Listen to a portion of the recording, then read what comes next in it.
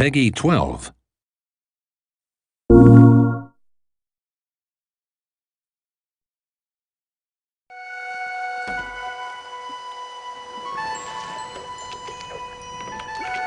Whoa!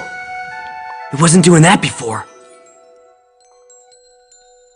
There's a real visceral sense of being immersed in a game when you're holding something physical in your hand and you do it. The controller itself really contributes to the feeling that you are a wizard. You have a magic wand in your hand, and Finn has a magic wand in his hand. It's the best one-to-one connection with a character that I've ever felt. When we first took the controller and whirled it over our head and saw the apprentice conjure a tornado out of the ground, it's like, that is something different. That is not just another press the button and cast your spell. He just conjured a tornado. This is awesome.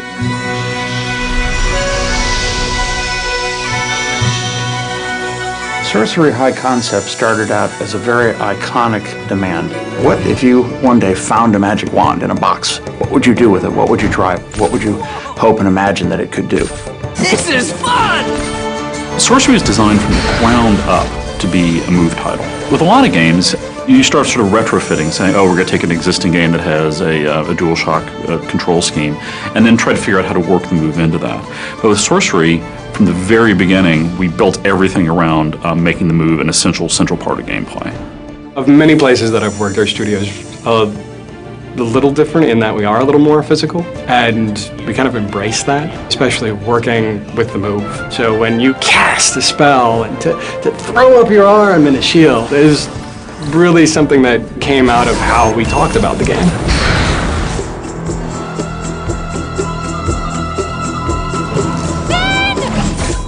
A lot of the motion control games that you see, sort of like it's detecting that you're doing something, but it's not precise. What really excites me when I play Sorcery is the degree of control you have. So if I'm using it to cast arcane bolts at somebody, it actually matters where I'm pointing the controller at the screen. But we could also let the player put English on it. So for example, if you cast like this or cast like that, that actually hooks the bolts around and arcs them in interesting ways. So it becomes a very technical, a very skill-based gameplay experience. Fighting is active. Drawing a firewall, throwing a bolt through it. Those movements are quick, fast. Spell switching is on the fly, and it's a movement, it's not a button press. As you get deeper into Sorcery, you learn more spells. You gain a command over the elements: ice, fire, wind, electricity. Then we found that combining them was cool. Cast your whirlwind through fire, the fire is sucked up off the ground and your whirlwind becomes a fire tornado.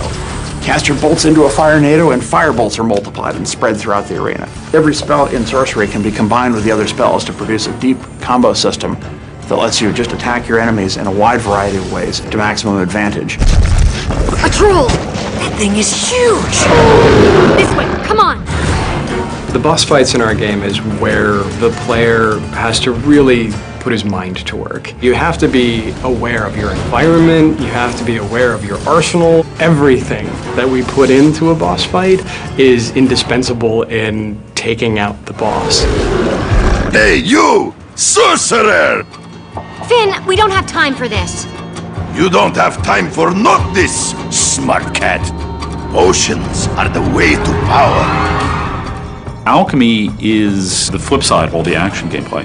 In Alchemy, you're using the motion controller, but it's not under the pressure of combat. You discover many unusual ingredients. So our alchemy system, which is the key to level progression, involves mixing these elements together. And we make sure that with our move, we do this in a very visceral sort of a way. We want to create a feeling of that you weren't just fighting things all the time, that you really were a wizard who had a wide variety of different magic at your disposal. With the move controller, we found that you have an enormous breadth of things you can do to accomplish simple tasks. And even though these things are often not hard or challenging, they connect you to the magic you're creating in a way that a button just never would have done. That's the heart of what makes the motion control experience potentially a permanent part of serious hardcore gaming, is people are realizing that this device lets me have a much richer interaction with the world than any traditional gaming device.